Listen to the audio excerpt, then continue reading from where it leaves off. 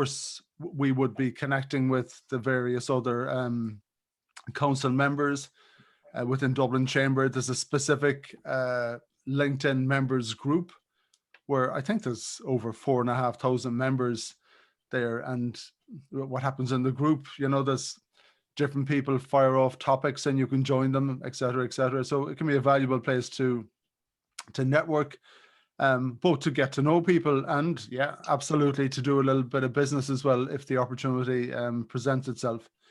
So I'm going to continue with the presentation, and I guess in a way the theme that I'd like to bring us back to, that I opened with the last day, was this whole idea of injecting LinkedIn into our culture, as well as using it as a tool, to inform people about events, etc. If we can make it valuable for members, for their careers, for their business CVs, for their professional CVs, if we can add value there, then I think we're more inclined to start using it, for the benefit of the Toastmaster network as well. So during our session the last day, I think I was painting this picture of your LinkedIn personal profile. Effectively, it's your website for yourself. And in that context, we saw 3 different ways, and I'm going to refer to these again a little bit later, of giving someone a thumbs up or giving someone acknowledging a skill set they may have. And when we looked at that personal profile the last day, we saw how you can endorse someone for a skill. I think Elizabeth is good for, event management. You can actually give someone kudos for something that they've done. I'd like to give Daniel kudos for going above and beyond with our event last week. Or even deeper than that, you can actually give someone a recommendation. You can write a recommendation for someone, or you can request a recommendation. Someone mentored me as part of Toastmasters, and he went above and beyond, and you actually commit yourself to some text, some copy, acknowledging someone on there. So that can be a two-way street. You can actually go on there and be the instigator of the recommendation. Someone has done a good deed for you and you want to publicly acknowledge that, and you spend a bit of time, writing out a recommendation. Or vice versa, you might decide to request a recommendation from someone. And of course, all the time you're enhancing how you look, and that was all about your own presence. And I want to talk about that again in terms of Toastmasters and how we can kind of inject that into the culture. And I guess in a way, once you've spent a little bit of time and attention working on your own profile, to the extent that when someone looks at it, they're getting the best version of you. You've got a good photograph, you've spent a little bit of time and attention to your little banner image, so it tells a little bit of a story and it differentiates you, above and beyond other people's accounts.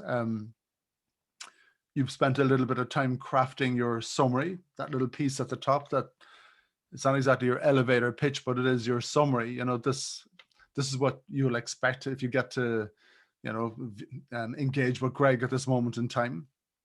We also saw how your activity is important. That's one of the things that someone will see on your account, your most recent posts, things that you've liked, things that you've shared, things that you've written yourself, posts you put out there, or maybe even you've committed yourself to a little piece of expertise, and I'll talk about that later by, maybe writing a blog post on the platform. Of course, then it comes to your CV, where you work, or the organizations where you have a role. I might be the president, the chairperson on the committee, whatever. So your roles in the volunteer organizations can just be as relevant as your career. And I think to see anyone with Toastmasters on their career CV, I think that looks like a very positive. That's a big flag to me as an employer. This is someone who takes their professional development seriously. They want to improve themselves, and I see that as a big thumbs up and a positive. So we should be encouraging that as much as possible. And of course, the other thing that you see is people's education and any voluntary work that they do. as well as accomplishments and languages and all that kind of thing. So it's a very much a 3D version of you. And I think your role in Toastmasters should very much be that part of that 3D view that someone will have a look at your account. So now once I'm happy that when someone has a peep at my profile, they're seeing the right things. So now I want to roll up my sleeves and start connecting. I want to start connecting a little bit proactively here. And that for me is the first step of how we can inject it into the culture. If I notice that there's a new member or a new colleague has joined me on a committee with Toastmasters or the various districts, I'm going to reach out to them and send them a nice friendly connection request.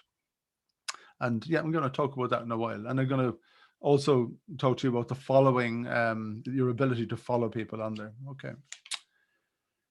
Yeah, I think I said this the last day that a lot of the time LinkedIn is like, we all have accounts there, but it's like going on a train journey. We don't chat to any of the other passengers on the train. I think that's how a lot of people are using LinkedIn. All very polite. I have my account there. We might send people connection requests or accept them, but we're not really talking or engaging. So my kind of core idea when I'm using LinkedIn, be it for Toastmasters or be it for my own career, is I want to have a connection mentality when it comes to LinkedIn. I want to stop pressing buttons, and it's too easy to press buttons. I think I was saying the last day that I've noticed a shift when it comes to networking. So in the good days of face-to-face networking, the typical thing over coffee and croissants is we might exchange business cards, or we might do the same with someone sitting at your round table or someone sitting next to you at an event. And typically we go back to the office and we might take out the business cards that are in your right pocket. You might have your own in your left pocket. And you go through them and send a nice little note to some of the people you chatted to at the event. I found in the last few years that was replaced by connecting on LinkedIn. And often you may not have even left the building, and that person you were chatting to may have sent you a connection request. And invariably what they do is they take out LinkedIn on their smartphone, open up the app. I look for Elizabeth Jordan on my connections just to see if she's there, and I spot her, and bang, I hit that button, connection request.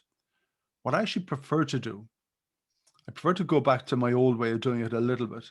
Let's not be in such a hurry. I'd like to go back to the office and go onto LinkedIn on my computer, my laptop. And instead of just pressing that button, I will do the search for Elizabeth. And when I see her, there'll be a button there that says connect, but there'll also be another little button that says, would you like to add a note? I think that's very important with having a connection mentality. So I'm going to search for Elizabeth, and I'm going to add a note. I'm going to say, yeah, hi, Elizabeth. It was lovely chatting to you at Toastmasters today. A big welcome to our group. If you don't mind, I'd like to add you to my network on LinkedIn, and I'm looking forward to seeing you at our next meeting. So I'm not pressing buttons. What I'm doing is I'm connecting, and I'm connecting sensibly. Now, be it in a Toastmaster context or just in a work context, I think it's important. We're all, a lot of people on LinkedIn, obviously we like to network and be polite and all that kind of thing, but a lot of us, we're either buying or we're selling. And I think in business, that's pretty much the case with all of us. Or maybe I'm looking for a job or hoping to recruit someone, or vice versa. And we will from time to time, do searches on LinkedIn, look at organizations, look at companies to identify people that we'd like to connect with. But I prefer to do this with a bit of class. I don't like the headbutt. I don't like the kind of spamming people. I like to connect with people sensibly.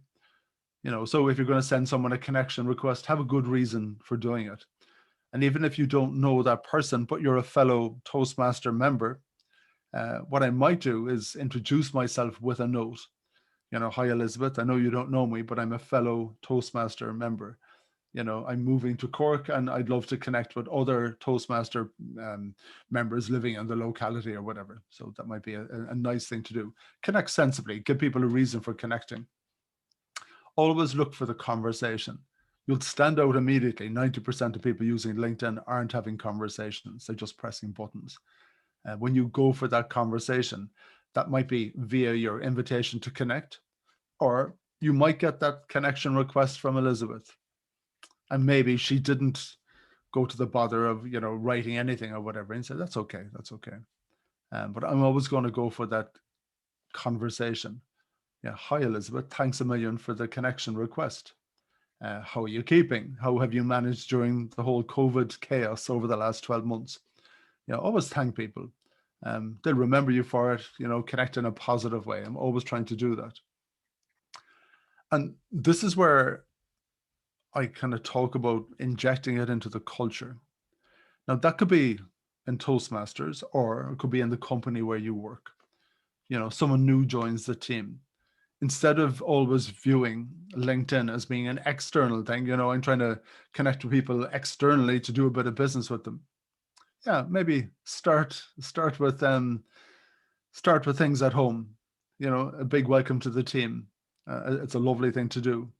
And I think in particular, and I'm not sure if he's here today, but the last time we were chatting to someone who just joined one of the districts, and I believe the meetings were held in a hotel close enough, but it felt a little bit easier to join when it was online. And it's always awkward. Oh my God, that moment when you join a new company, the minute you join a new organization, you know, that horrible feeling of walking into a room and not knowing how the whole thing works and the dynamic, and you're waiting for people to come over and, you know, reach out that hand of friendship. Yeah, we can do that online. I think it's a powerful way. And maybe it's even more important to do that when we're having these Zoom calls and everything, because the minute we press go on the Zoom meeting, everyone's on. And the minute the meeting is over, we press end. And the, you know, the walk out to the car park, or the walk through the bar, or the having a cup of coffee, those opportunities don't present themselves. So maybe we'll inject it into the culture, and we use it for onboarding new members. And it doesn't have to come from the leadership, maybe it just comes from another member. I know if it's an organization I've joined, I think that would definitely make me feel very positive and welcome, and you'll get me back a second time. So in terms of connecting, I think it's really good to have what I would call a follower strategy, or a connection strategy. We're all the time reaching out, following, sending out connection requests, but we're also all the time receiving connection requests. Like, how do we navigate that? What's the right thing to do? And of course, when you hit accept, or when someone accepts your connection request, what happens is our feed ends up filling up with all of those conversations by people we've connected to, conversations from people that we've followed, conversations or posts by pages or organizations that we've liked, or maybe conversations that have happened on groups that we've joined. And another thing on your feed is, even at this stage, is hashtags that you've followed. So anytime you do any of those actions, your feed on LinkedIn starts filling up. You don't want that to be junk. You really don't. So it's really good to have a follower strategy. And what I suggest to people is, if you can imagine there's a conversation happening in a room with lots of these characters from different places, different organizations, and you need to decide which conversations do you want to be part of. Can you imagine who those individuals are? So whether you're deciding on your own connection strategy on LinkedIn for Toastmasters, your career advancement, et cetera, it might look something like this. Well, the first thing I might do is I might connect with my colleagues, you know, my fellow members. That might be something that would be a positive thing to do. So now I have those on my network. I might connect with my clients. Yeah, that's a good thing. Absolutely, 100% for sure. If my clients are on LinkedIn, I want them chatting to me and not one of my competitors. So yeah, definitely. I'm going to be proactive here, and I'm going to connect with my clients. Maybe I'd like to do a bit of new business, and I'm going to connect with prospects. If I know them and I have a good reason for connecting with them, I might send them a connection request. LinkedIn, of course, gives you another option now that they've kind of copied Twitter, whereby you don't have to connect with someone, you can actually just follow them. So maybe I'll follow them for starters, and I get to see the kinds of things that they're posting, some of the topics, and maybe I'll join one of their conversations at some point. And when I feel a bit more comfortable and we've built up a little bit of a rapport, and where I feel I have a valid reason for connecting with them, I might then send them a connection request. Maybe I'll connect with people in my sector. Could be good for learning and staying on top of trends and everything else. And in this context, your sector could be Toastmasters, across the world, not just your immediate ones. Could be a very useful, valuable network. And I think, isn't that what a lot of the networking is all about? You've got something in common. Maybe media. Actually, when it comes to connecting, the media one is something that I mostly reserve for Twitter. The Twitter in particular is where media love, but you can find them on LinkedIn as well. I might connect with people in my business community. That can be a geographic thing, Cork Chamber, Dublin Chamber, whatever, the chamber where, it's a bit of geography. I might connect with people who I believe are influencers in my field, the area that I work. And that could be a Toastmaster context or just generally. That might be a good thing. People who've got a big following. My first step there might be to follow them first. And then after if I build up a rapport or I found that opportunity, then I might connect with them. Yeah. I might connect with sneezers. This is a Seth Godin, the marketeer. That it's probably a very bad COVID analogy, but these are the people who spread the word. They tell people about new things on a regular basis. Or people that may blog. That might be another good rationale for me connecting with people. Okay. So taking all that on board and me deciding that that's part of my strategy. Well, what I get on a regular basis is notifications into my LinkedIn account with invitations. So I've clicked onto my screen, and I can go through these screens a little bit later with you just to navigate with them, but I'll just use the screenshots for the moment. So when I click onto that menu that says my network, on the left-hand side, you can see my connections, 7,823, whatever. I actually have more at this stage. If I want to see who those are, I can click in. I'm also seeing I'm seeing another button below, which is my teammates. So now when you go onto LinkedIn in a company context, it allows you to identify your teammates. You both joined the same organization. There's another button there that says my contacts. So LinkedIn is a facility whereby you can actually load up your contacts without you actually sending them connection requests. So it's recognize a bunch of contacts there. And separate to that then is people that I follow, groups that I've joined, pages that I've liked, and hashtags that I may have followed. Okay. But back to my invitations. Queeveen White, on-road driving assessor at Cork Occupational Therapy Services. I don't know him from Adam. Should I accept or should I not? Gareth Pike, LinkedIn, business to business, content specialist, Cape Town. There's probably no point whatsoever on this earth why I should bother, unless there was another expert across the world that I wanted to connect with. Helen O'Reilly, recently returned to Dublin after 25 plus years in London job hunting. Do you recall the last day when we were chatting and we were saying, when you set up your profile, two things travel together all of the time. One is your name, and two is that little description that sits under your name.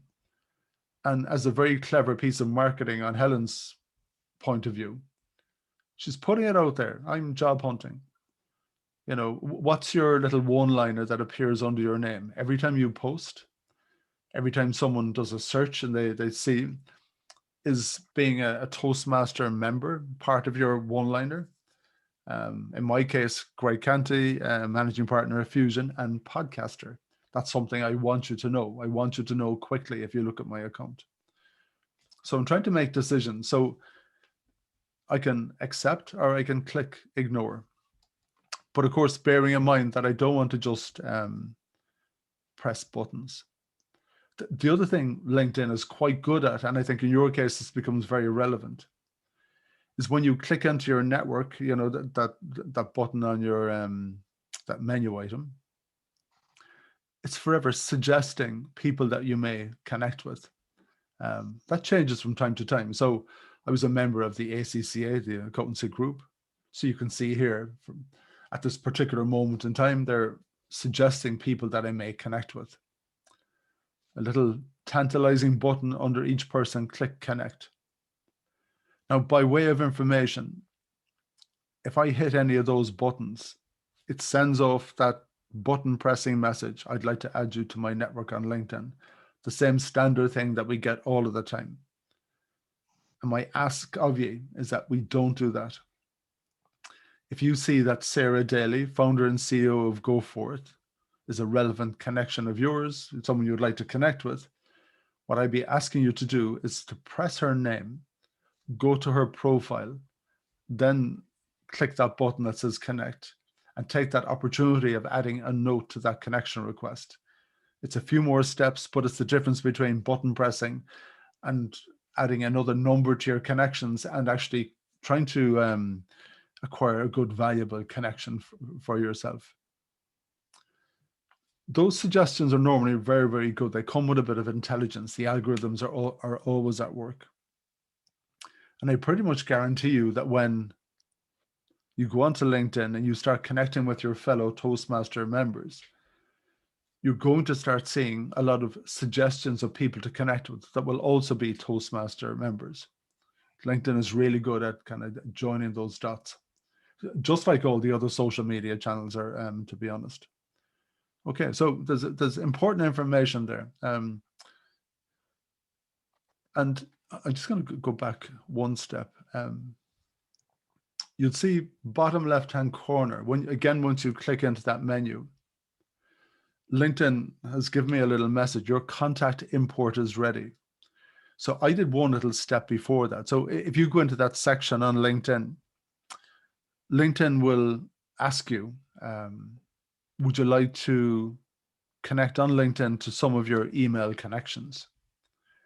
And it'll offer you the opportunity to click your Gmail address or your Yahoo account or your Outlook, your online version of Outlook. Another thing it will do, if you wish, even if you have an Excel document with email addresses that are a connection of yours, it'll load them up. And once you do that, it'll search its own database and it'll take you to this screen.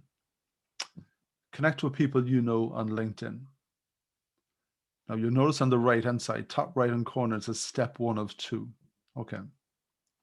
If I'm in regular email correspondence with some of my fellow Toastmaster colleagues, yeah, this will catch this. You'll catch it on. This will catch this on your LinkedIn net. So you can see here, we found 847 people you know on LinkedIn. Select the people you'd like to connect with. Now, again, this is that button pressing place. If I click, there's a button to save all of the time and bother. The very first box, as you see, top left-hand corner, select all. And 847 people will get that generic message from Greg. I'd like to add you to my network on LinkedIn. Try and avoid that if possible. If it's a bunch of people you know very well and you just don't have that time and attention, well, maybe you do hit that select all button. Or you might do is click through it selectively and and do that connection request business. But oh my God, Ty Kelleher. Yeah, he's in Toastmasters. I'm glad I saw his name popping up. Again, I'd be asking you to just click through to his account and try to send him that personalized invitation. I think it's an awful lot better. Now, I did mention that there's at the top right-hand corner, it is step 1 of 2. So what's happened here is LinkedIn has had a peep through the email information that it managed to get from that first action that you did. And it's matched those email addresses against its own database on LinkedIn. And it's presenting these people as connections on LinkedIn that you might like to connect with.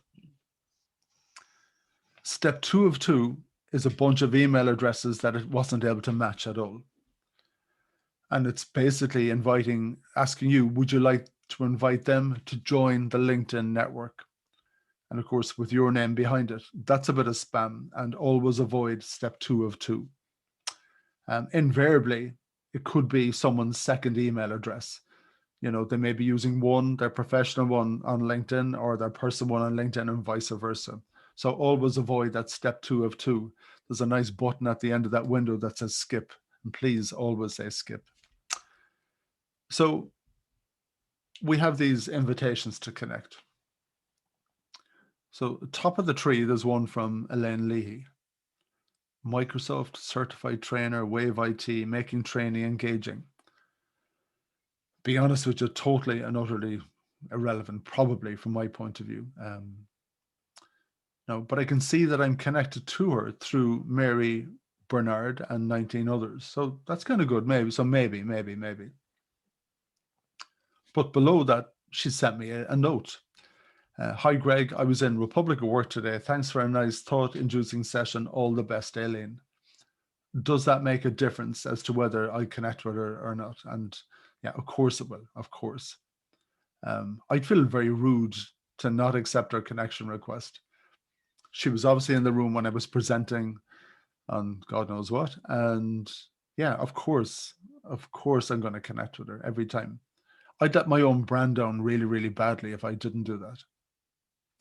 Alternatively, if she did the button pressing thing, did a quick search for Greg before she left the room and sent a connection request, there's a good chance I would have ignored that. And that would have been me missing a connection request, her missing a connection, and possibly me coming across as a bit rude. He was very pleasant during the presentation. She may even have asked a question and I responded to her and we had a bit of rapport. And all of a sudden then I just ignored her connection request. He wasn't that nice after all. So you're even helping someone by, putting it into context by giving them a connection request. So we've Anne Tracy Carlisle, CEO at Demolition Services Limited. I don't know you at all. But there are connections. Frank Hannigan and 54 others. If I'm not sure, before I just press that ignore button, just in case there should be some reason why I'd know that person, I might click Anne's profile just to have a peep through. And what I might see when I go there, oh yeah, Toastmasters. Okay, so now I understand why that person sent me a connection request. And I'm glad that I checked, because that's another valuable connection for me. So sometimes, without being too quick to hit the ignore button, we might click through to their profile just to see. Okay. So taking that a stage further.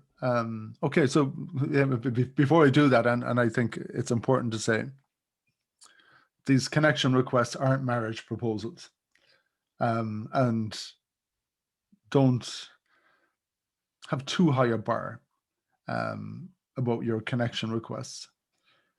Because at the end of the day, a lot of the time we're trying to promote our own expertise, and you never know where a connection comes from.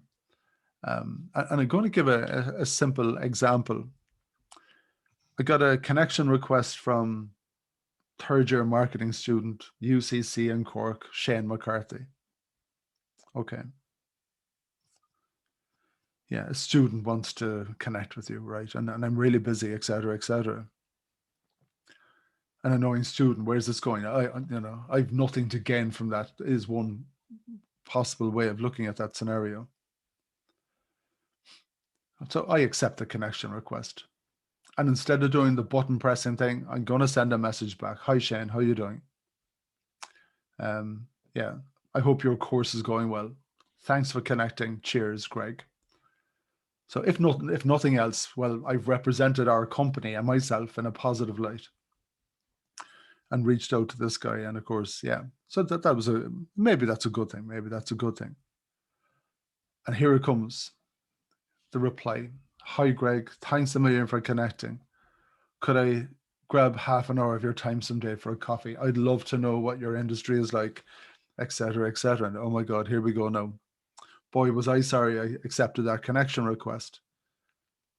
So sure enough, I met Shane, had a cup of coffee, and he was a nice lad. And of course, it wasn't half an hour. These things are never half an hour. Yeah, but we had a good chat. You could see he was a sharp guy, and I'm guessing third-year marketing students, sure, a lot of them are probably thinking about, having a good time and everything else. And maybe this guy was in that 5% cohort at the top, serious about his career, serious about getting good information about connecting with different companies and all that kind of thing. So I was kind of glad I connected with him. And one day I was inside and work, and we're, just doing a bit of brainstorming at the end of the year about competitors and, looking at prospects, doing a bit of planning. Who might we like to do a bit of business with? So we're kicking around different company names and go onto LinkedIn. Someone said, let's have a look at Musgrave. We did a bit of work there a few years back. Maybe we'll do another bit of work. Does anyone know anyone in Musgrave? And I'm not really sure. So I do my search on LinkedIn, click into Musgrave. Who's top of the tree? My first degree connection, Shane McCarthy, a few years on. Hi, Shane, how are you doing? We're trying to do a bit of business in Musgrave. Would you know of a contact in marketing or whatever? I'm up and running. So you never know where a connection will lead you to. That guy Shane has a really senior role in a big American company, and he was actually on a podcast of mine. So it's quite interesting how things turn out. So you never know where a lead goes to. Now, if we recall, Aileen was very, very polite, and she sent a lovely message. So I'm going to reciprocate. You're so welcome, and thanks for reaching out. I really enjoyed the session. Delighted to connect, Greg. It's important to paint yourself in a positive light, because you never know who's clicking or whatever.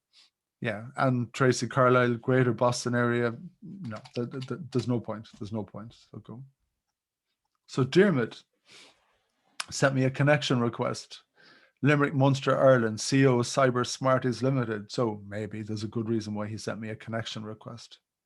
Yeah, will I or won't I? Yeah, I decided I'm going to accept. And I'm going to try and find out why he actually sent a connection request. And one of the things, by the way, when you do accept the connection request on LinkedIn, when I accept the connection request, the screen, that accept button goes from being a nice blue to kind of shaded out, because I want to send him a message. Sometimes when you try to do that a little step too early, LinkedIn wants to force you down that funnel of having a paid account. You can send so many emails in a month. No, I don't want to do that. So I refresh my screen. That's what you do, refresh your page. Yeah, and the message button pops up. So I click message, and I want to find out why this guy wanted to connect with me. Hi, Dermot, thanks a million for connecting. How's the year been for you? Ask some sort of a question. How have you managed during COVID or whatever? Yeah, he never replied to me. Like, why are you connecting with me? Why did you bother? Yeah, I might even disconnect that connection request, just reverse that altogether. If you're connecting with me, yeah, let's have a conversation, let's connect, but stop pressing buttons. Okay. You can manage all this from your phone as well. So when Coronation Street's on or whatever, and herself is watching it, you're just passing a bit of time, and I'm looking here, Kieran Egan, Vorchek Smith, 2 invitations. So Kieran Egan, yeah, I'm going to connect with you, Kieran. And of course, it gives me a little button at the top. Congrats, we're adding Kieran to your network. A little button there that's saying, would you like to send him a message? Yeah, and I'm going to send him a message. Hi, Kieran, thanks a million for connecting. And off I go, send. Okay. So every time I connect, every time I follow someone, what happens is it's opening the door for conversations. These can be with members, people I've connected with, companies that I've followed, groups that I've followed, or groups that I've joined, other individuals that I've decided to follow, hashtags as well that I've decided to follow. So every time there's posts around any of those things, it comes into my feed. And that opens up the opportunity for me to reply, to like, to share, and join in a conversation. And most importantly, to get noticed, which is really important. Okay. So now I'm back to doing my bit of prospecting. Yeah, I'd like to do a bit of business here. So I'm going to do a search for companies in the eyewear sector. Yeah, I do a check on Specsavers. I might follow them. And over here on the right-hand side, I'm noticing that one connection works there. Who's that, I wonder? So I'm going to click in there, and maybe I can get a door opening opportunity when I do that. But before that, I'm going to have a look at their account, get a bit of intelligence going. You can see that at this moment, when I did this 7 hours before, yeah, they just won Retailer of the Year. That was really good. So yeah, maybe I have a topic of conversation, a door opener if I want to do some work there. What I might also do is I might do a search online for people in the optician sector. So I come up to LinkedIn, and I'm going to use our very powerful search function. So I'm going to do a search up here for opticians. And it's not people I'm interested in, or jobs or content. I'm going to hit the more button, and I'm going to hit groups. Yeah. So I'd like to hit groups just to see what groups are on there. It gives me a big list of the different groups. That's okay. And I'm going to click into one here, the National Association of State Licensed Opticians. And it's telling me that Robert Sabator is the group owner. What's very important as well, when this group was set up, they actually put a nice paragraph to explain to the viewer, the reader, how this group works. And then there's a button top right-hand corner, ask to join. When you create a group on LinkedIn, and there could be an opportunity for Toastmasters here, when you're creating the group, it'll ask you, how do you want to control membership and who you allow in. You heard me mentioning Dublin Chamber. If you're not a member, they don't allow you to join that group, and exactly the same with Cork Chamber. So it could be another benefit to membership that you can join a group. When it's a group, it's a nice way of identifying other members who are part of the group. So that might be a little initiative, another thing that you could use to inject things into the culture. You can make it a private group, and you can even make it a group that doesn't even come up in searches. So this could be a benefit to membership. When I look at Cork Chamber and Dublin Chamber, I certainly view these groups as being a benefit to my membership. And it's a bit tantalizing when you see that there's 6,500 people who are members of this group, and you can't become a member of it, and it's in your town, your business community, until you take out a membership fee. So that might be another way of hooking you in just a little bit. And of course, on those groups, you can start a discussion, or someone else can start a discussion. So I've spent a bit of time on LinkedIn polishing my presence. And of course, once I'd done that, then I started reaching out to people, and I started sending connection requests, accepting them, and I started following people, following companies, following groups. So now I want to roll my sleeves up a little bit, and I want to make a little bit of noise. I want to get a bit of attention to myself. Okay, so I've done all of that work, and I log on to LinkedIn, and what I see is my home feed. Top menu, you can see my home, my network. That's where I go to see all of my connections. I see a tab that says jobs, if I'm interested in that. Anyone who sent me a direct message, could be fellow members. It'll see a little red tab up here. Another interesting tab here is notifications. Notifications is a clever place. It's a clever place. It gives you little updates as to people who've responded to some of your posts, some of your connections who have work anniversaries or who've changed jobs. Even it gives information about people's birthdays and things like that. And initially I thought, oh, for God's sake, this is just Facebook. No, this is just crazy. Why are they going down this rabbit hole? But even using the correct way, in particular with people that you do know, not people you don't know, that can be a nice, easy way of connecting with someone.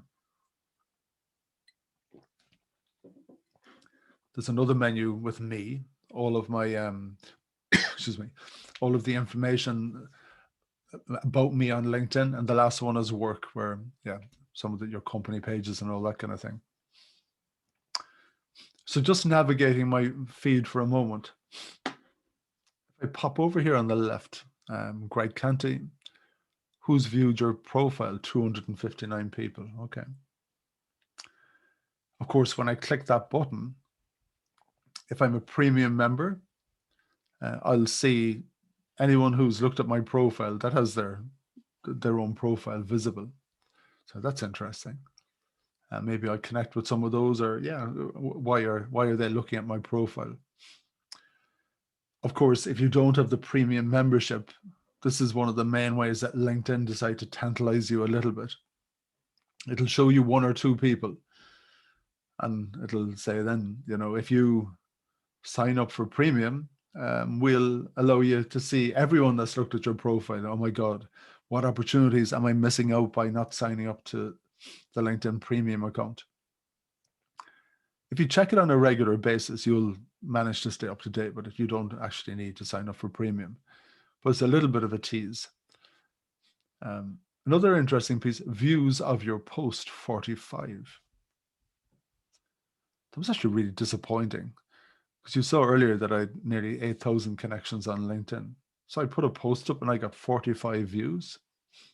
That's fairly lousy. Yeah, of course it is. LinkedIn is doing what Facebook are doing, and Instagram. The algorithms are hard at work. They're using the algorithms to decide what shows up on people's profiles and what doesn't, what shows up on their feed. You think that's kind of a bit disheartening. You could put a lot of effort into some of these posts, and without a doubt, within LinkedIn, the visibility you get for your hard work posting things is dropping and dropping and dropping, just like it is on the other social media channels. It's big business now. Show me the money. If you want these posts to appear in the feed of people, write a check for a sponsored post. Now, there's an exception to that, and that's your feed, and in particular your feed where there's a lot of interaction. So LinkedIn will prioritize posts where there's been a lot of interaction by people. So what I'm seeing here, and just as a little tip, if you see the middle window where it says start a post, it's inviting you to write something. Underneath that, you see Siobhan O'Leary and Melissa Curley reacted to this. So obviously it was a post where there were a lot of people interacting. Yeah, not a mind-blowing post or anything, but there was a post with a photograph of people. People like photographs of people. In a members organization, when we post photographs of people, in particular, I think you can tag them to a degree as well. What you'll notice is that people will start interacting, and that's really good for this engagement. So it's really good for the visibility of posts. I'm not sure if you can see it in the screen, but where it says Siobhan O'Leary and Melissa Curley, just above that, you see sort by top. LinkedIn always defaults to sort by top. That's sorting the posts by the top posts according to LinkedIn. Might be the ones you're most interested in. It's the ones that they consider to be top. If you click that button, that'll change the most recent, and it always resets to sort by top. But you can, so every time you look at it, you have to keep on checking that button if you want to see the most recent posts. Okay, so back to my screen on the left-hand side. You can see a link to the pages that I manage. So there's 9 pages I manage. And beneath that, then you can see some of the other groups that I've actually looked at recently. I'm going to scroll down in a second, so I'll see you more. I'll show you more on that page. On the right-hand side, LinkedIn, like all the other social media channels, it's inviting you to add different things to your feed, or people to follow, or people to connect with. You see the button here, view all recommendations. The algorithms are very clever. So often you'll see here is people that they're recommending that you should connect to, and they could be other Toastmaster members, etc. Below that, you can see today's most viewed courses. So on that premium version, yeah, there's a LinkedIn kind of training modules. So yeah, so if you do decide to take out a subscription, you get access to different training. I find that it's quite American, but anyway, that might be a bad thing depending on what you're interested in. It's a good thing if you're on LinkedIn, in particular, if you spent a lot of time and attention in building up followers, that you do post. You know, try to make your posts as visual as possible, include a photograph, yeah, or a video. And what I'm finding, and I think I said this to you the last day, even kind of lighter posts tend to do really well. Okay. So as I scroll down that page, I can see the different groups I'm a member of. And there's another interesting button here that says events. So I get access to events and the hashtags that I've followed. So the event function, the event facility is something that we might use as part of Toastmasters. Might be a nice way. And again, if you're injecting it into the culture, start to host your events on LinkedIn and post them here. Of course, below the post that I showed you, the one with the photograph of the people doing the training course, yeah, straight away I see Volvo cars. There's an advert. Stay safe, stay at home. Okay. These adverts aren't accidental. Your ability to target people on LinkedIn is very powerful. And when you create adverts on LinkedIn, you can target people by the kind of job they have, the kind of industry where they work, according to their seniority. So for the sake of argument, if you wanted to target HR managers to encourage them to send some of their leaders and their talented colleagues, you know, encouraging them to join Toastmasters for professional development. You know, you could add a training, you could do an ad campaign targeting them, and you can limit that to specific geographic areas as well. So that might be an ad campaign that you could do, okay, or try out at least. So when I click the button here for events, I notice that there was a leaders lounge. Register via ticket link below. Special webinar, IMA, and another special webinar, Zoom in the classroom. Okay. Or you can, sorry, so just going back one. Yeah, if I want to create my own event, top button here, I can create an event. So in terms of communicating on LinkedIn, I have a number of opportunities. I can reply to posts that I see on my feed. And again, that's from connections, people that I've followed, groups that I've joined, companies that I've liked, yeah, or discussions. I can share posts by people. So I can like the post or I can share the post. And either way I get noticed. If you want to get my attention, reply to my post. If you want to get my attention, share my post. I will absolutely come onto your radar if you do that. Another way to get someone's attention, tell me what you're up to. You know, post something, whatever your expertise is. You know, we spoke the last day about having a strategy. What do you want people to know about you over a period of time? What kinds of things do you want to post? What kind of expertise do you want to put through? What kind of things do you want to share? Have your own content plan to influence how people view you, or join a discussion in one of those groups. And with every one of those posts, every one of those shares, every one of those discussions, every one of those things that you engage with, they're all little breadcrumbs, all little hints as to who you are and what you do, how you feel, how you believe, what you're joined, what you're, yeah, whether you're nice, whether you're not nice, whatever. And when it comes to creating a strategy around what you post, something that I kind of say to people, and this is advice about any social media channel,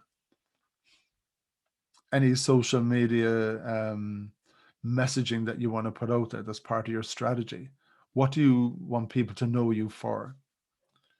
Well, what I might do, and once I've decided already that, my target audience are on LinkedIn, I might do a content plan.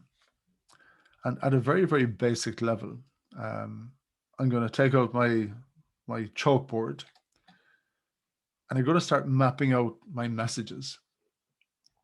These are the things that I want people to know about me or my organization, what I do, opportunities that I'm open to, the expertise that I have, how you can contact me.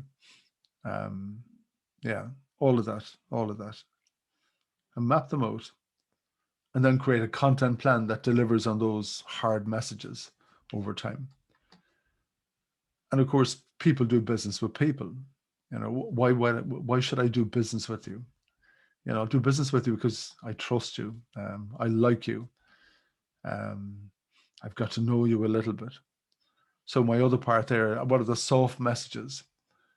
And that comes down to thanking people when they connect to you. Yeah, you besides having a good skill set, I think you'd be someone I'd like to do business with. Your nice messages, nice and polite, wishing people the best of luck, congratulations when they got a promotion, congratulating them when they made a good presentation, endorsing them for a skill, recommending them, giving them kudos when they did something really positive at a Toastmasters event. Yeah, what are your soft messages? How do you want people to consider you as a person, as a business person, as a colleague? Yeah.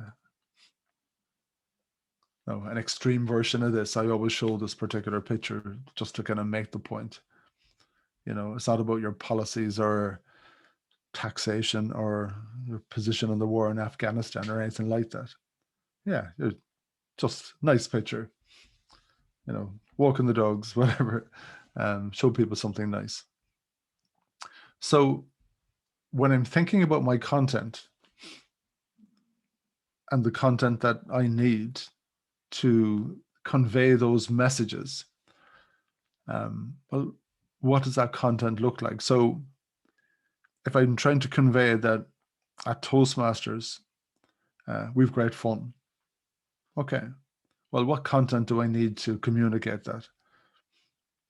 At Toastmasters, if I want to convey the benefits of membership, and I think in one of our strategy sessions, I think we did a bit of brainstorming about all the things that we'd like someone to believe and understand about Toastmasters, the self-development, the career development, all that kind of thing. Well, what content do I need to deliver that? Is it photographs? Is it videos? Is it infographics? Is it articles? Is it case studies? What content do you need? So if I want to weave that story about myself, I can think about my content. Yeah, what does that look like? Okay. And the other little thing that I talk to about people, and I think I showed you this the very first day, we were looking at that post by that solicitor's company. You saw on their particular post about their rugby sponsorship, #proud sponsor. Well, if you want to be known for something, if there's some attribute about you or some characteristic or some belief even, and maybe this can be in conjunction with Toastmasters, if there's some thing at the core of everything that you do, be it professional development, #professional development, #fulfill your potential. If there's some core message that you want to absolutely weave into your messaging, that thing that you want to be memorable for, you might incorporate it into a hashtag. If there's a hashtag that you might even use for your district when you're onboarding new members, if there's a hashtag, if you might use, if you're giving someone a big thumbs up for something, to the extent that when people see the word, they think of Toastmasters or they think of you, that might be a clever thing that you can weave into your messaging. Sometimes the thing that I kind of talk to people about, and this is a real marketing thing, this isn't even about social media. In a way, it can be your tagline for your brand. but you use the hashtag function, to actually deliver that. And I'm going to give you a really simple example. Like during the last recession, you couldn't walk down the street and bump into another business person and ask them the question, how's business going with you? How are things? Because everyone was in the doldrums. And I thought to myself, "Jeekers, this is terrible." And it's not really helping, because the minute you stop looking up, you stop seeing opportunities. So I decided at a very early stage, I was going to share positive news. If I saw that a new shop opened, or if I read something about, a new company opening or someone expanding their workforce, I'd share that. This is great to see this company expanding. Hashtag positivity. Photograph of a new ice cream shop opened. Fantastic to see this new outlet opening. We need more new shops on our high streets. Best of luck to the owners. Hashtag positivity. So you can even weave a story or a characteristic or an attribute about you and your business, or you and Toastmasters, by adopting a hashtag that might be synonymous with you. What's that person like? And that's just a thing to consider. Anytime I click that hashtag, I get to see all of the posts where that hashtag was used. One of our core philosophies in Fusion is creating a happy environment between our colleagues and clients, but we win at the same time. We call it win happy. And it's just a way of going about business in a polite, positive way all of the time. So we even call my podcast Win Happy. It's just about a philosophy. So a lot of the time when we're saying, had a great week, some great meeting with the team, hashtag Win Happy. So we use that a lot of the time. So we're weaving a hashtag into the way we go about our business. Okay. And in a way, what this is allowing us to do from within your business, from within your Toastmasters, is that we're all journalists, we're all broadcasters all of a sudden. So in a way, we're doing PR for ourselves and our organization and our workplaces, but we're doing it from within our social media network. And of course, here we're talking about LinkedIn. The more I do it in a positive way, the more I post with a clear idea as to the messages that I want to put out there. Well, what I'm doing, I'm going to affect my own personal PR and the PR for my organization or my company in a very positive way. And sometimes you can do that by just sharing other people's posts. Yeah. So you see that, I don't know, a local chamber has won an award, and the local Toastmasters who'd like to align a little bit more with that particular chamber. Yeah, we might share that post by chamber. Yeah, a big congratulations to that chamber. They're doing great work, really progressive. And all of a sudden, you're making a big statement about you by just sharing their post without actually saying a whole pile really about what you do. But in a clever way, you're just aligning your brand with theirs. So what I'm presenting to you by saying this is that there's an opportunity, besides telling people what you or your local Toastmasters is doing, by just interacting, you're creating these alliances, these little partnerships, these associations that could be a very positive way. And of course, that's reciprocal. You'll find they'll do exactly the same. So if you want to align with other organizations, you can be quite strategic about the things that you post. And even when you do post, you might use the @ symbol when you're posting. So a big congratulations to, at Devon Chamber, for winning the best chamber in England, whatever. Using that @ symbol so that they'll notice that you posted about them. They will reciprocate. I absolutely promise you that way. And you'll start to form nice positive relationships with others. So we're talking about ourselves and Toastmasters and our organization and our companies.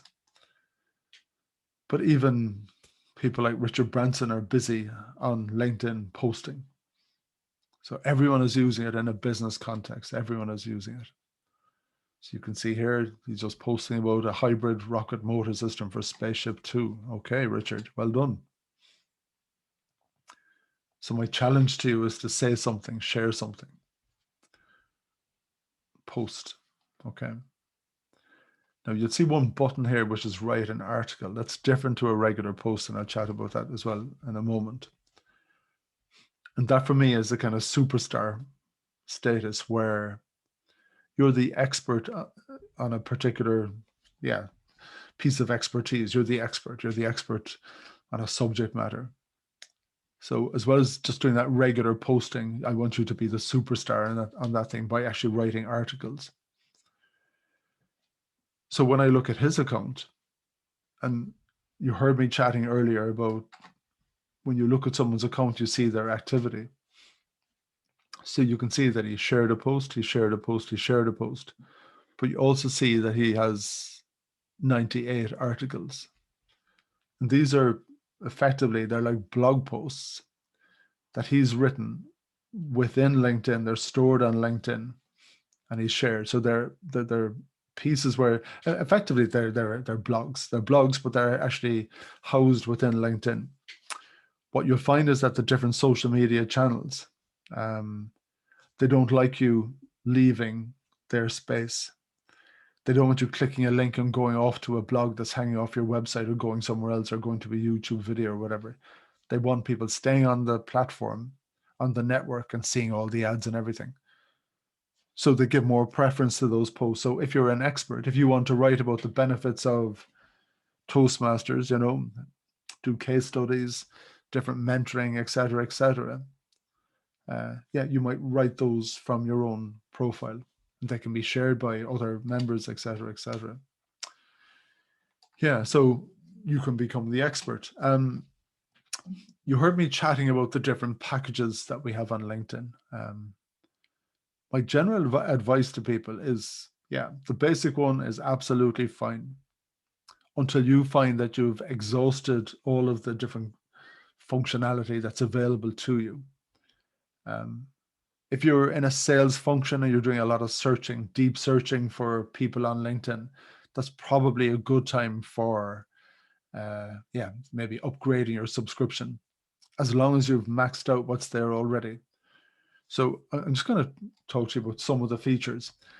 I actually have a business account. It's kind of like an in-between account. You saw that my payment was, $24.95 a month. I was on the old version of LinkedIn and they didn't penalize people when they brought out kind of new levels or whatever. But I'll take you through the different options. On the premium account, it gives you credits for in-mail credits. So basically, LinkedIn doesn't want you spamming anyone. So if you're connected with me, I can send you a message. And that just basically looks like an email. If I'm not connected with you, I can't, unless we're both members of a group. You heard me talking about groups. That's the one place where you're allowed to send someone a message. That actually changed last year. Okay. But outside of that, tough luck. You can't send someone a message. But what you can do if you sign up for premium is you can send someone an in-mail message, which basically is a paid for spam message. Okay. So when I look at some of the other benefits to having a premium account, you have access to LinkedIn Learning. You see a few off-the-shelf ones here. Pitching to investors, etc., etc. But if I compare the different packages, so premium business, it allows me to, $55 a month. Okay, so you're 600 euros, whatever, more. 15 in-mails. So I can spam people 15 times. It gives me more visibility around who's looked at my account. It gives me more information about job insights, salary insights, LinkedIn Learning, business insights, and unlimited people browsing. And I think that's probably one of the best functions there. When you click onto companies, you saw the beginning of my presentation the last day, I got more information about companies that's available to you as well. There's 2 other packages there, Sales Navigator Pro and Recruitment Lite. Yeah, so if you're doing a lot of sales, it's a bit like a CRM system that'll feed you different leads once you tell it who you'd like to connect with. And then there's a higher version again, where if you're working as part of a sales team, where it shares information between the different members of that team. So I'm going to skip a few slides here now. Just that's that Sales Navigator, Professional Team, Enterprise. Okay. Yeah, different. Okay. Now I want to look at company pages for a second.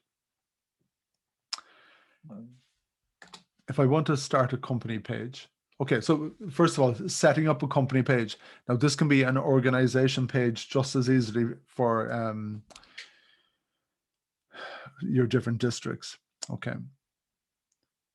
I'm going to navigate through the menu, so just to take you to that place. So once you log on, you're looking at your home page. Top right hand corner, I'm seeing the Work tab. So I click into the Work tab. That opens up a menu on the side, and you see down at the bottom, there's an option there, which is, create a company page. Then it opens up a window. What kind of a company page is it? So small business, education institution, medium to large business. So I think I'd probably go into education institution, and off I go. What's the page identity? Is there a website, et cetera, et cetera, et cetera, all of the different details as you go through it. Once you've got that page set up, and if you're the administrator, it gives you this administrator view to the page. It operates a little bit like Facebook, whereby you have your own Facebook account and then you create a Facebook page. And as the administrator, you post from your own account. It's not a separate login or anything like that. So because I'm the administrator on the Fusion page, when I click onto it, it gives me this view. So I can create an update over here. One of the things that allows you to do is you have the capability of inviting your connections to follow. So for the sake of argument, if I set up a LinkedIn page for Toastmasters in Cork, I could then start inviting my own connections. You see, I have 100 out of 100 credits available. That replenishes over time, okay? And I can post to that account. What I might like to do, if I've created that LinkedIn group for Toastmasters in Cork, what I might do is I might allow other people to post onto the page. So what I would do is I come up here to my administration tools. And then I can add other administrators. What it has here is it's a hierarchy. There's a hierarchy of administrators. So I can make super admins or just people with less power on the page. It might be just, you might just allow people to just make regular posts, that they're not super admins or whatever. Okay. You saw earlier as well, and I think this would be a good piece of functionality for Toastmasters, which is the event functionality. So I've decided to create an event. You can add your logo, you can add the company page. The organizer in this case is Fusion. It could be your Toastmaster Cork, and it gives you a whole bunch of options. Is it a broadcast link? You might be posting your Zoom link in here if it's online, all of the event details, et cetera, et cetera, et cetera. Is it a public event or a private event? Do you want other people to be able to see this within LinkedIn? Is it ticketing, website, et cetera, all of your details. It's pretty much a bit like Eventbrite, but you're using this through LinkedIn. Eventbrite could even be feeding it for my information. You heard me chatting at the very, very beginning about injecting LinkedIn into our culture. I just want to recap on that again. So if you can imagine, we're going to embrace it from a Toastmaster point of view.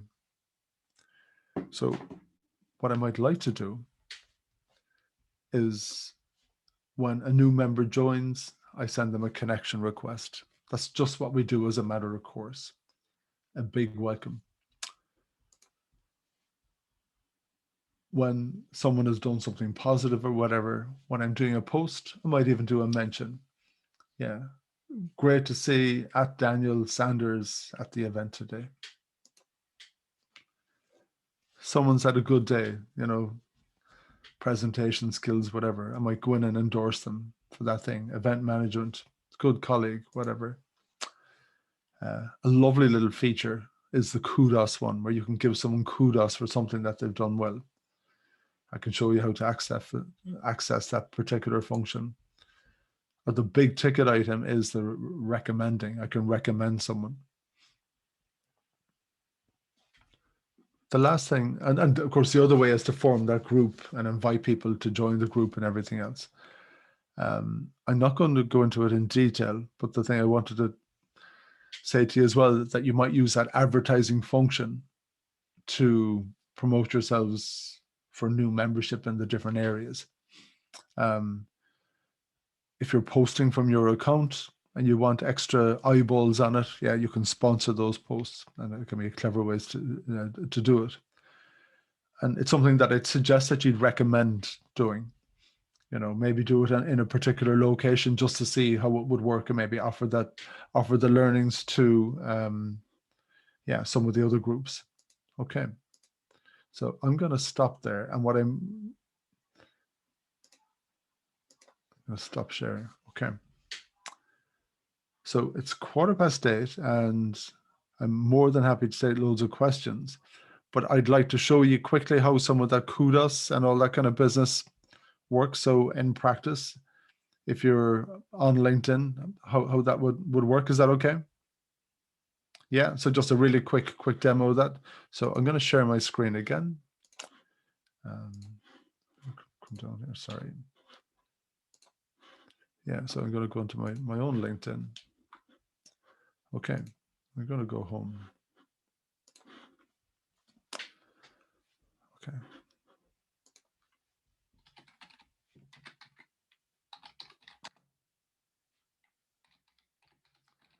Sorry for picking on you, Elizabeth. Am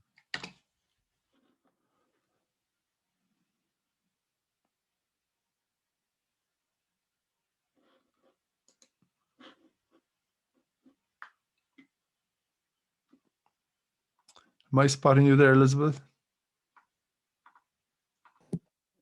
Greg, I should be very easy to spot, but you're not spotting me. Oh my goodness. I am there. And your photograph is there. So give me. It is, yeah. Okay, so I'm going to narrow the search. I don't know where you come.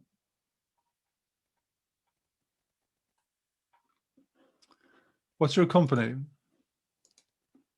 I think I've got Toastmasters and I've got a Fortune 500. I don't think I've named a company. Okay, I found you. Oh, you have? Yes, that's me. Yeah. So first of all, I had that extra bit of search functionality, so you could see that I narrowed down the search by country and by company. So I found Toastmasters. Yeah. I'm not connected with you. Okay. Well, that didn't help anyway. So I haven't done a lot to it. Yeah. So I'm going to do my connection business. Okay. Mm.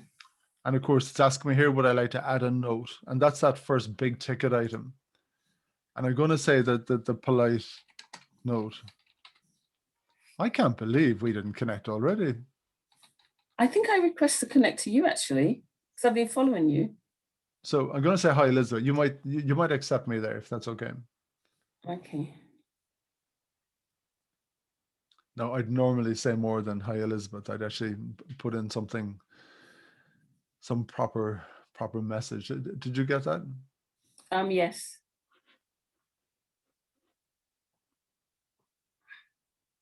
Are we up and running? All accepted? Yep. Okay, I'm just going to refresh my screen there. Let me see here.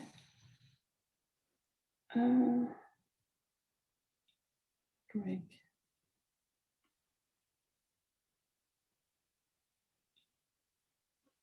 Done? No. No, it keeps giving me the premium. I don't want the premium. It keeps asking if I want premium. Yeah, so up at your menu on top where it says My Network, you see My Connection Request.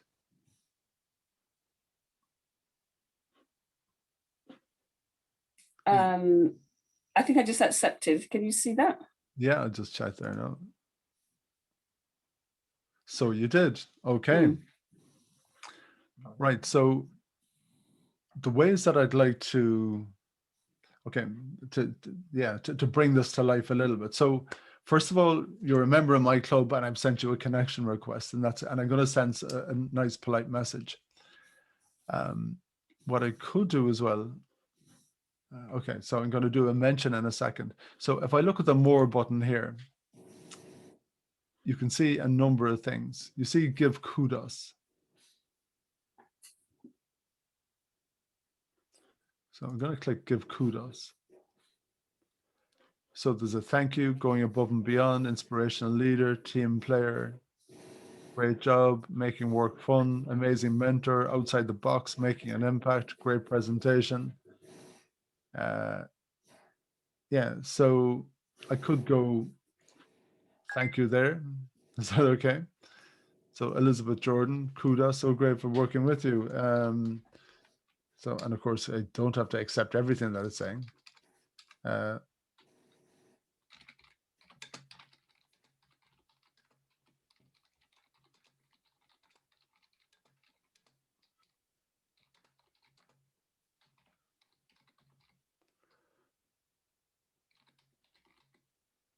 On the Toastmasters, they're international.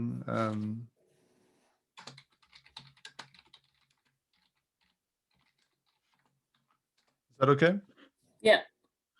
Okay. So that's a bit of kudos, and that's a big thumbs up to you, and thank you for all of that. So the other thing I can do, so now it's a much bigger relationship. So you see the recommend? Yes. Yeah. So how do you know Elizabeth? Well, let me tell you. Yeah, Elizabeth was a client of mine. Position at the time. There we go. And I go next. And I can write my recommendation and off you go. Now, that recommendation goes to you, and until you accept it, it appears nowhere. So that's something that's important.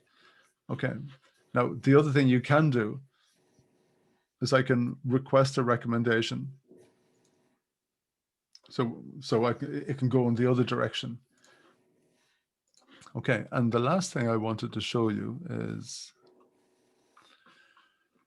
okay, I wanted to look at your kudos. How can I? No, I want to endorse you for a skill. Let me see.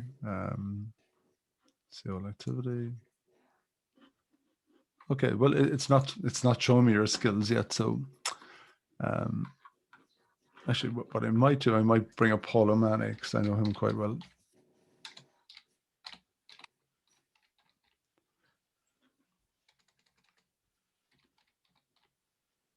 There he is, the famous Paul. Yeah, what is Paul's top skill? Business networking. Well, I think he's very good at that. So there you go. So that's just a very, very simple way of giving someone a thumbs up, connecting with them. Yeah, just really, really simple. Really simple way of bringing it into the culture. And now that's at a very trivial level, but once you get to know people, that's what I'm suggesting. So your suggestion, Greg, is this is what we do routinely in Toastmasters.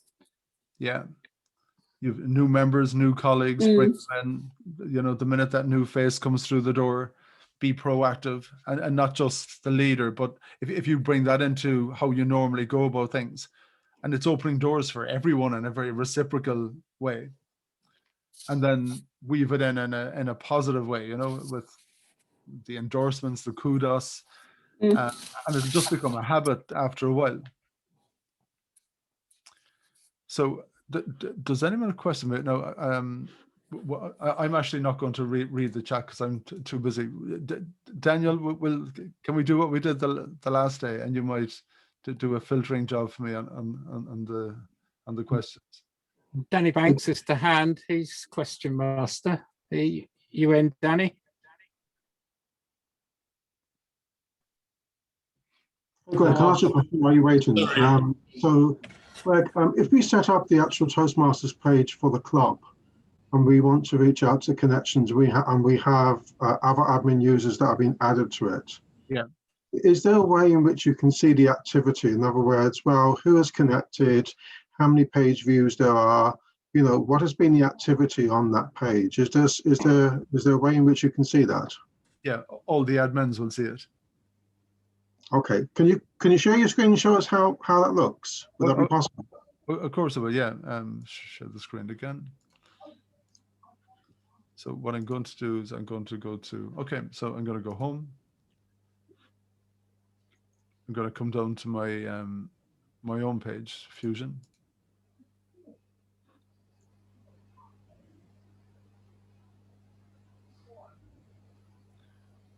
Yeah, so my activity here, the last 30 days, 180 unique visitors, 34 new followers, 102,000 impressions, and 28 custom button clicks.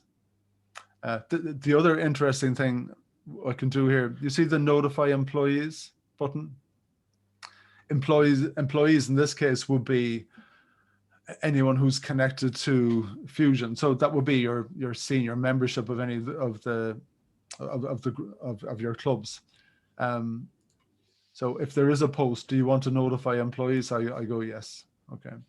So that's a little prompt to everyone that there's been a fresh post on your company page or on your member page, on your group page, your club page, and that's a little prompt to those team members to actually share from their own personal accounts. And you're more likely to do that if it's been a reciprocal arrangement where people are giving you a thumbs up when you do good presentations and all that kind of thing. Thanks, Greg. Yeah, you're welcome. Thank you, Justin. Hi, Greg. There's a question from Nikki Brown. I'm wondering if you can view your post or your article before you click the word post. I posted today and the picture I added was too big, but I had no way of knowing that before I actually posted.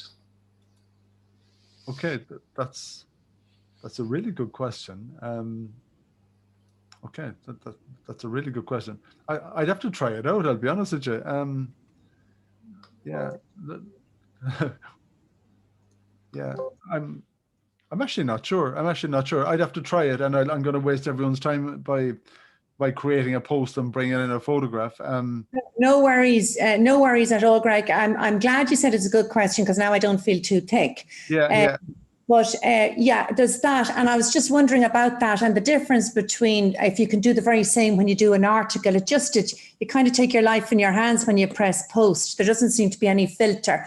So at some stage, I mean, you and I connected this week on LinkedIn. I'm sure you connected a million, you know. But if you ever got around to noticing that yourself, if you shot me over some sort of a communication, I'd really be grateful. Yeah, you're the oak, aren't you? I am the mighty oak. I am indeed. You see, I remember that. Well, yeah, I am. Yeah. Yeah. Okay. Thanks a lot. You're welcome. You're welcome. Sorry. Thanks for that. Teresa Keenahan, the add message option is not always there. Recently, I've noticed I have added some Toastmasters in recent weeks. I added notes afterwards. I clicked on connect expecting the add note option, but it was gone. Okay. Sometimes it depends on where you connect to the person. Now, I just wonder, is she doing that always from the person's profile using a computer? Because even sometimes, do you remember those screens where it was recommending people and they were popping up? Sometimes when you press that connect, it just shoots the invitation through to the person before you've even had a chance to add the note. You're expecting the add note option, but it just doesn't come. So what I always do when I'm posting, if I want to add a note, I just go directly onto their profile to do that. Now, I think that'll catch most of it. And maybe Teresa, if she's there, had you done that and did it still not work? I can't remember, to be quite honest, Greg. I just know because I'm helping Elizabeth with the PR team, so I was adding various people. Yeah. And I know, because I know Danny Banks was one of the people I added, and I kind of went, oops, that went, and I didn't put a message, and I thought, oh, I'm sure he'll accept me. It's fine. And okay, yeah. And I think when he did, I said thanks. But and some people then I just added a quick note. But I just noticed it gave me the option of the message. And yeah, there is an option on LinkedIn, Teresa, where when you set up your own account, now it's not a default. The default is that you can add a note with your messages. But there is an option on your own personal settings where you can lock down your account an awful lot, to the extent that you're not even visible to people, that they don't see when you update things and everything else. And maybe there's a setting there that can prevent someone from sending you a message. I actually haven't. Oh no! Well, I had added messages to some. It's obviously the way I had opened it, I guess. And maybe some people were suggested because I added other people. Maybe that's possible. Anyway, I won't delay you further. No, you're totally fine. You're totally I'll fine. just be aware of it the next time. Thanks. Thanks a lot, Therese. Daniel has asked, should a club set up a company page and or a group? I've seen examples of both, and even seen clubs set up personal pages using the club's Gmail. What's your advice? Okay, my advice really is always set up the company page. And if you're getting a lot of engagement and people have really embraced that culture part, then go for the group.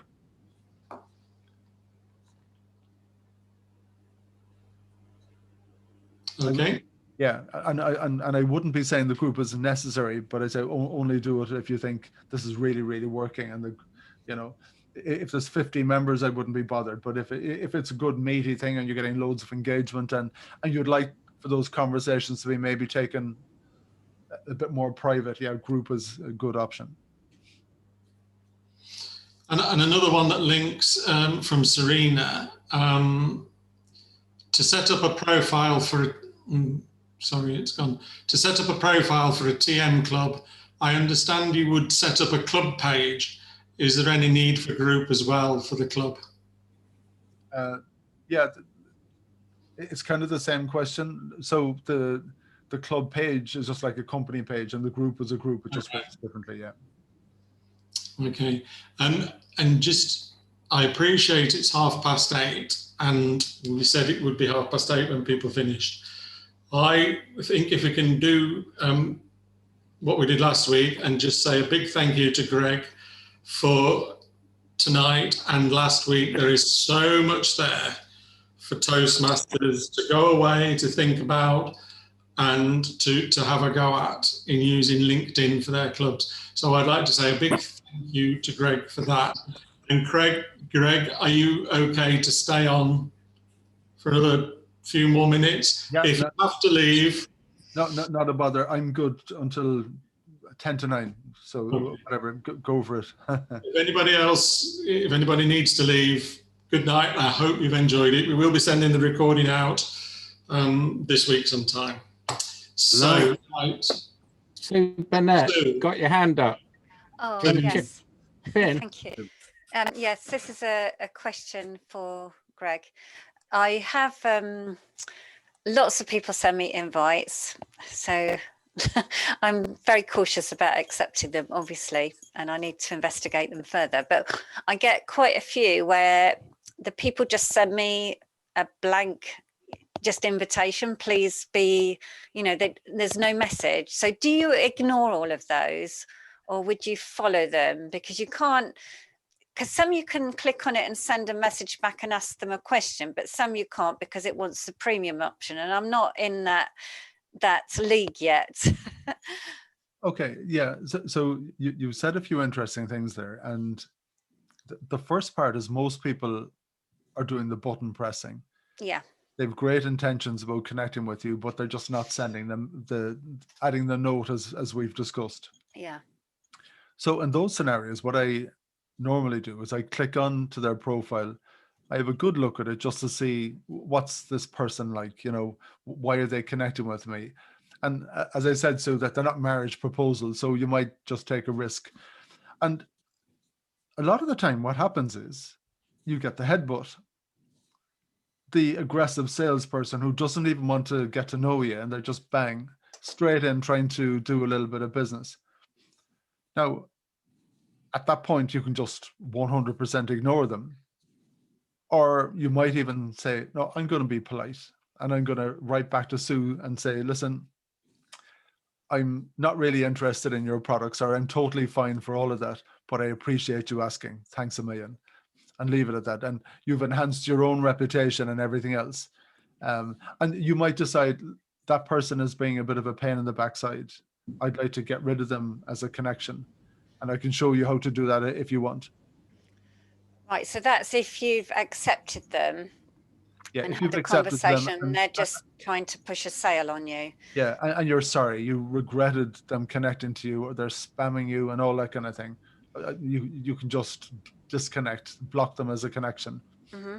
And there's no big deal about it. I can show you that if you'd like. Yeah, that'd be useful.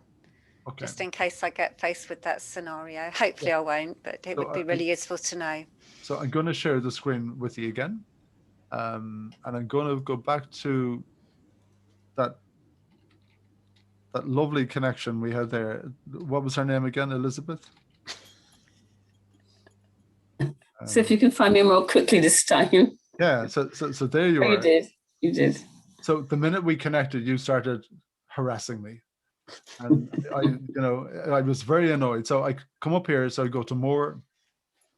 Yeah, there's a button there, very simple, remove connection. Mm. But I could report you as well, Elizabeth, for all of that abuse you were sending my way. Yeah, so that's as simple as that. As simple as that. Is that okay? Yeah, that's good. Thank you. Yeah. Yeah. Sorry. No, Violet Cuffy has asked, you mentioned personalizing our LinkedIn address. Can you advise how to do that? Yeah, absolutely. I'm going to share. We're going to share again. So I'm going to go home. I'm going to scroll all the way up to the top. And you see my account over here on the left. I'm just going to click into my profile by clicking on my link. And top right-hand corner, you see there's an option here, edit profile, public profile and URL. So I click in here. And over on the right-hand side, personalize the URL. So I click here. I can just change it. Is that okay? Do I need to do the fantastic? Thank you. Yeah, is that okay? Cool. Yeah, fantastic. Thanks. I might actually leave the screen on. So I think a lot of the questions I'm showing you stuff, so I might as well leave it there. I'll ask you one now that doesn't need your screen. Saruba Gagul has asked, on profile, how do you mention your work voluntary experience to make an impact? Should it be paragraphs or bullet points in your, what's your advice? Okay, there's actually two ways to do it, Danny. So I'm actually going to do the demo on screen again. So what I could do is in my about, my little summary, I could just mention it that I'm part of this charity, et cetera, et cetera. If I'm connected to an organization, I might add it to my experience. So it's not that I work there, that I'm a volunteer. I could just put in volunteer. So I'm listed, for example, Dublin Chamber of Commerce. I'm an elected council member. I'm not an employee or anything, but that makes me connected to them. The other part, I might do a volunteer experience. So there's a separate section for it. So there's opportunities to do that. And actually there's even another one, accomplishment. So if you worked on a charity event or something like that, you could just literally add that as a project. And that's actually a really good question, because I think even these days, companies in particular are looking to all of that volunteer work and everything. Just, you know, yeah, fine. I know you have the skill set. I know you can do accounts or legal work or whatever, but I want to know the caliber of the person that's coming into my organization, you know. So that voluntary stuff is really important. Something I want to show you, it was very funny. I was I did some training with a company, and they were a wealth management company, a real A to Z of age groups and everything inside there. And I pretty much gave them a presentation similar to what I've given you today. And that big tip I was giving about thanking people, connecting them, sending them a message, all that kind of stuff, they really embraced that. That was really good. So I was back doing something else with our client, and the founder of the company, a guy called Ted Dwyer, an absolutely fantastic man. I'm going to actually look from here. I'm going to. Ted is 70, and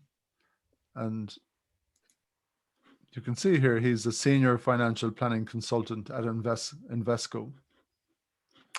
500 plus connections. Nice smart photograph of him. You can see he's replying to comments. He's doing a lot of interactions here. He actually posted a lovely picture of himself. Sorry, it was the Sun did it. Proud of the old fella, Ted Dwyer. Picture this afternoon delivering a talk via Zoom to the financial advisor community in Beirut. Hashtag New World, hashtag financial planning.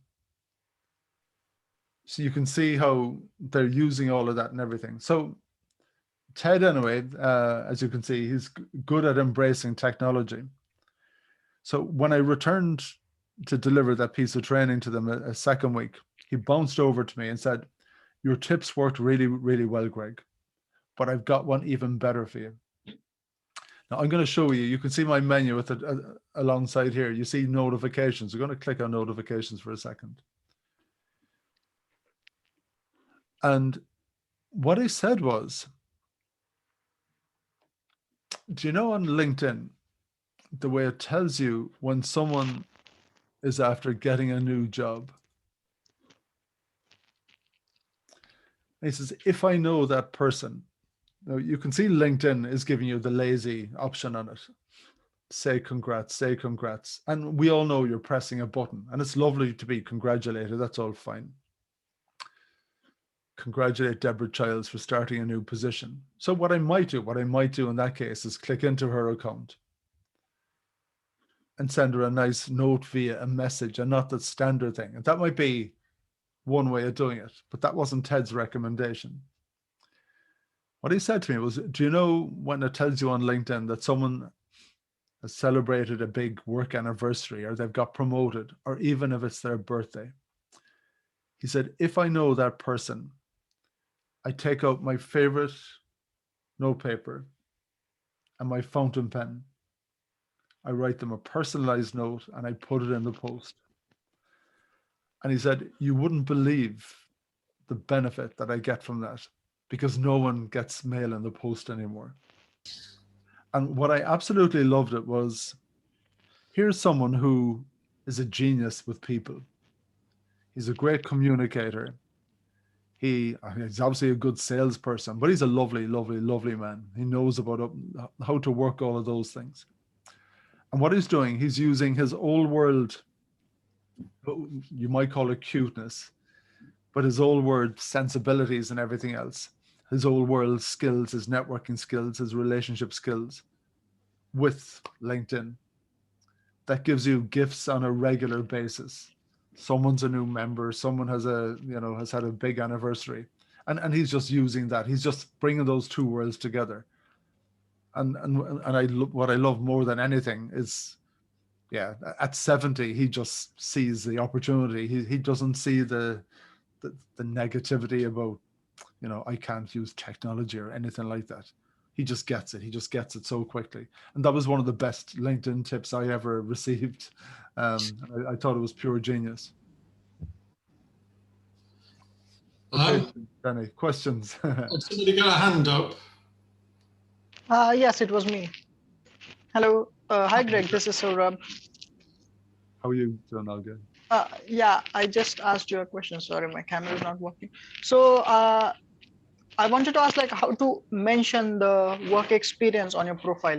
Now, I have your profile in front of me. Now, it is in the most like in the paragraph forms.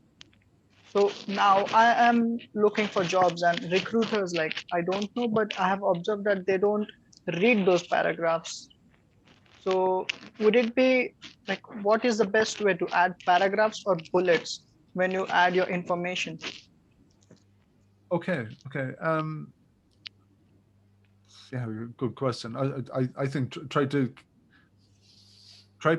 keep it as sharp and to the point as possible. Maybe a little mix of a paragraph and some bullets so people can see clearly what your roles and your responsibilities were.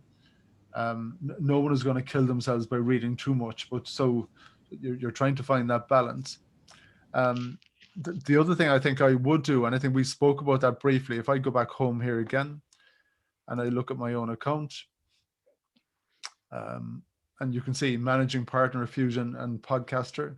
If I edit here, what I might do is just change my my first line, you know, open to seeking new opportunities or something. I think that's one of the other things I'd include in my bio. Yeah, so your skill set plus that you are open for work opportunities at the moment. I think that's an important thing. Current position, yeah. Okay, thank you, Greg. Is that okay? I'll get yeah. Time for just two. I've got Olga, who wanted to ask a question. Olga Byrne, are you still there? Hi, thanks, Danny. Greg, I have a question just going back to specifically Toastmasters. I know you're saying it's set up, when you set a Toastmasters page, it's going to be in your personal LinkedIn.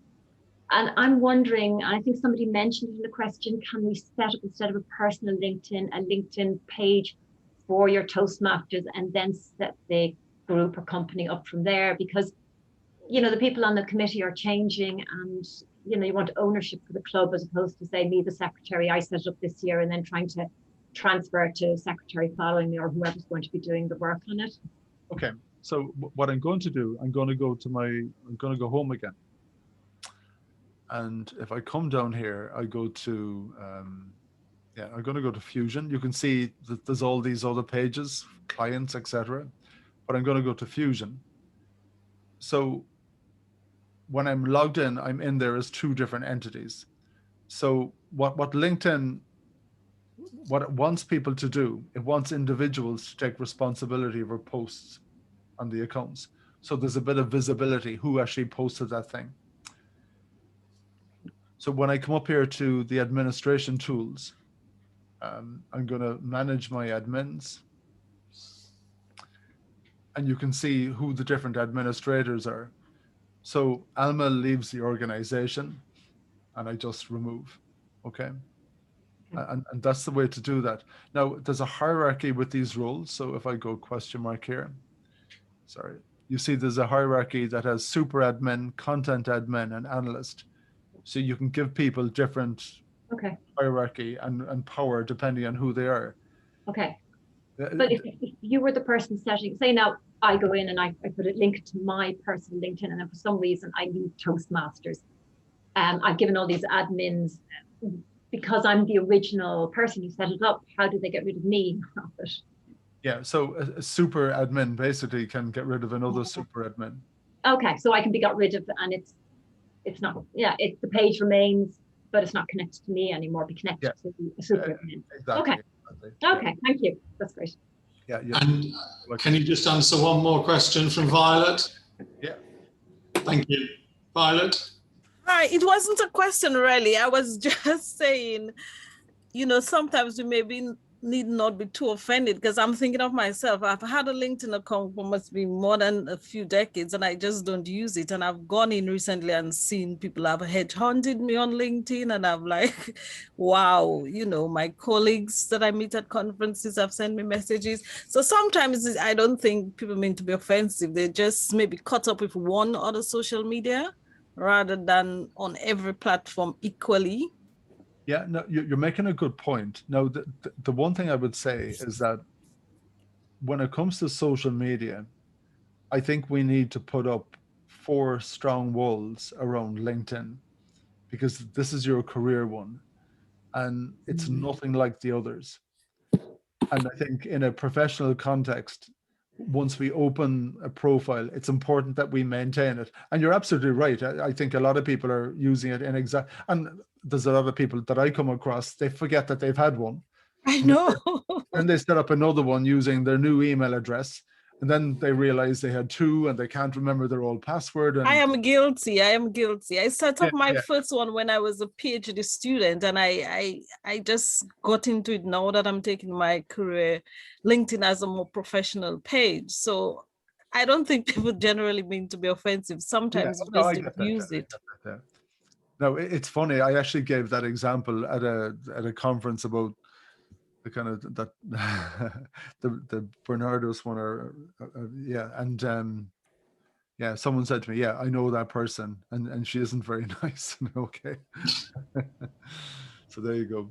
Okay, well, thank you very much, Greg. We've gone beyond 10 to 9, sorry.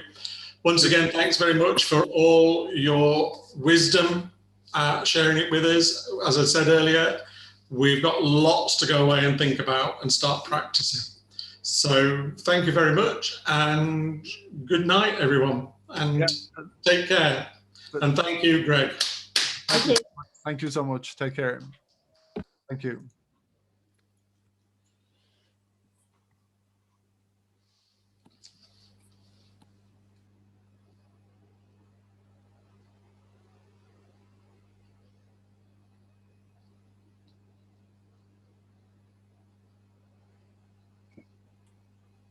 I hope everyone enjoyed that. That's a nice 90 minutes worth of learning there. I shall stop the recordings so that we don't have to edit this off.